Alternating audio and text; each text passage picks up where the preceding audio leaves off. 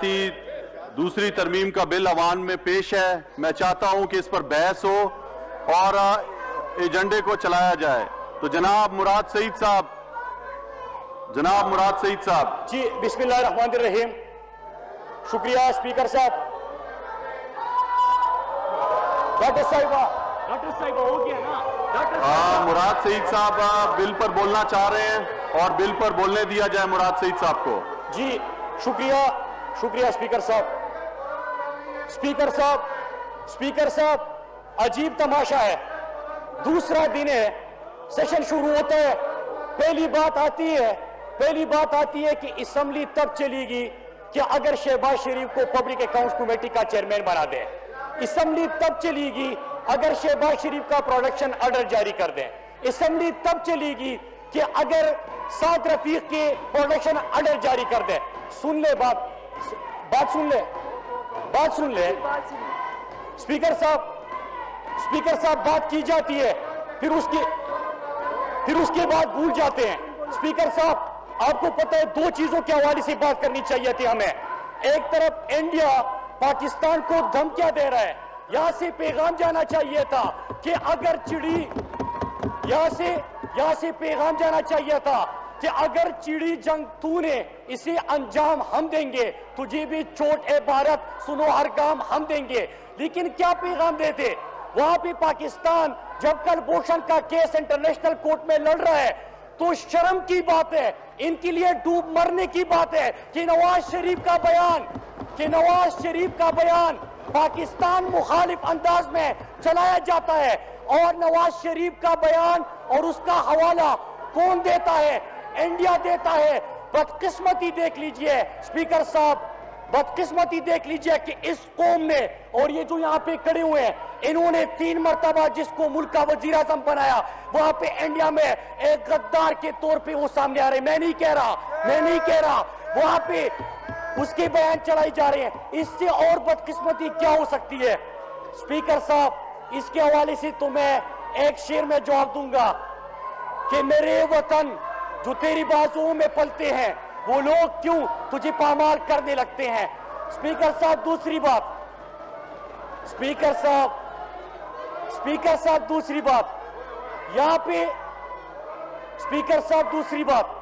यहाँ पे जो पाकिस्तान का सिफारती महाज पे ताल्लुकात बेहतर हो रहे हैं, उसके हवाले से बात होनी चाहिए थी कि 6 साल जब मैं अपोजिशन में था तो मैं सऊदी अरब में जेलों में फंसे पाकिस्तानियों की बात करता था, लेकिन इनके कान पे जू तक ना गिरी। आज इमरान खान की क़यादत में वो पाकिस्तानी वापस आ रहे हैं और पाकिस्तान अपना खोया हुआ मकाम फिर से हासिल करने की तरफ जा रहे हैं।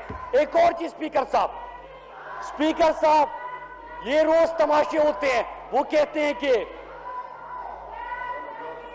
स्पीकर साहब 2 मिनट के लिए अगर सुन लेते तो इनके सवालों का जवाब भी मिल लेता। और मैं शाहिद खान अब्बासी को बता रहा था कि जब आप पेट्रोलियम मिनिस्टर थे 150 अरब का खसारा आपने करवाया था।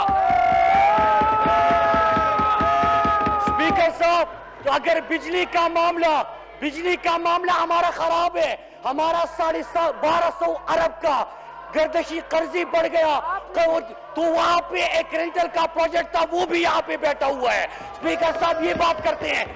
तीसरी चीज स्पीकर साहब ये तमाशा बंद होना चाहिए। यहाँ पे इस ऐवान में कौन का पैसा खर्च होता है उनकी बात होनी चाहिए। इन्होंने गैस की बात की और शोर मचाना शुरू कर दिया, लेकिन साथ में क्या कहा कि साद रफीक का प्रोडक्शन ऑर्डर जारी कर दे। ओ भाई, एक बंदे ने अगर करप्शन की है या नहीं की, वो अदालतों में जाए, अपना मुकदमा लड़े और खुद को क्लियर साफ कर दे।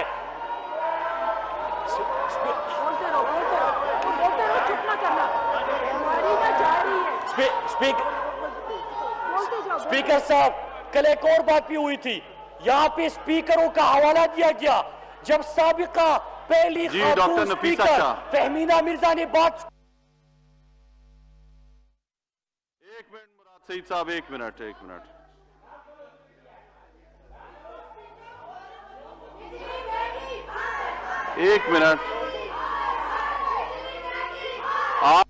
सईद साहब बात करें, अपनी जल्दी खत्म करें, उसके बाद मैं इनको फ्लोर देता हूँ। जी हाँ। स्पीकर साहब क्या मेरी 2 मिनट आपने इनको खामोश कराए?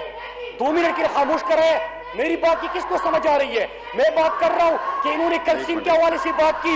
मेरे कराची के भाई यहाँ पे बैठे हैं, इनके दौर में मेरे एमपीए को गोली मारी गई। इनमें इतना शर्म और हया नहीं है कि वो वहां पे करारदाद मंजूर करा देते। ये बात करते हैं।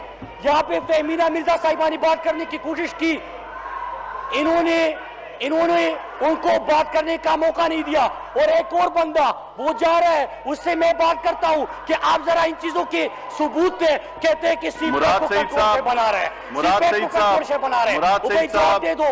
कोरम की निशानदेही की है, कोरम की निशानदेही की है। जी नाज बलोच साहबा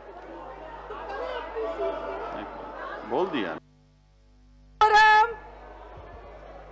मुराद सईद साहब 1 मिनट, कोरम की निशानदेही की है। I want to point out the quorum.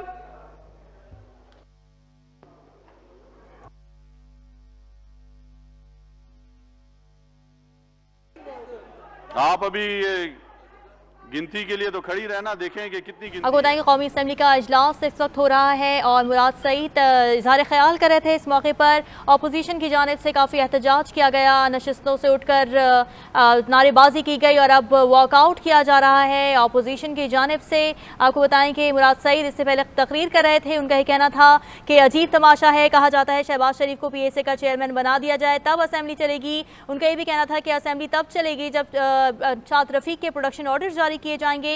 उन्होंने ये भी कहा कि यहाँ से पैगाम जाना चाहिए था कि भारत ने जंग छेड़ी तो इख्तिताम हम करेंगे। इस मौके पर जब मुराद सईद तकरीर कर रहे थे तो अपोजिशन का शोर शराबा सामने आया। अपोजिशन के तमाम रहनुमा अपनी नशिस्तों से खड़े हो गए, बैनर्स उन्होंने हाथों में उठाए हुए थे और नारेबाजी की जा रही थी। शदीद शोर शराबा देखने में आया। इसके अलावा आपको बताएं कि इससे कबल साबिक वज़ीर आज़म शाहिद खाकान अब्बासी भी इजहार ख्याल कर रहे थे। उनका यह कहना था कि ख्वाजा साद रफीक को अपने हल्के की नुमाइंदगी करने से महरूम किया गया था और गुजारिश है कि साद रफीक के प्रोडक्शन ऑर्डर्स जारी किए जाएं। जिसके जवाब में मुराद सईद ने कहा कि अजीब तमाशा लगाया हुआ है, कहा जाता है कि शहबाज शरीफ को PAC का चेयरमैन बना दिया जाए तब इजलास होगा। उनका ये भी कहना था कि ये डिमांड सामने आती है कि ख्वाजा साद रफीक के प्रोडक्शन ऑर्डर्स जारी किए जाएं तब असेंबली चलेगी, तो इस तरह से नहीं होगा। और उन्होंने ये भी कहा कि यहाँ से पैगाम जाना चाहिए था कि भारत ने जंग छेड़ी तो इख्तिताम हम करेंगे। इस मौके पर उन्होंने ये भी कहा कि कुलभूषण केस में नवाज शरीफ का बयान चलाया जाता था और इस मौके पर अपोजिशन की जानिब से शदीद नारेबाजी की गई और अब वॉकआउट किया जा रहा है। हम देख सकते हैं कौमी असम्बली का इजलास इस वक्त हो रहा है और अपोजिशन वॉक आउट कर चुकी है। अपोजिशन अरकान स्पीकर डाइस के गिर्द जमा हो गए थे, बैनर्स हाथों में उठाए हुए थे, नारेबाजी की जा रही थी, शोर शराबा देखने में आया, खासी बद नज़मी देखने में आई असम्बली में और अब वॉकआउट किया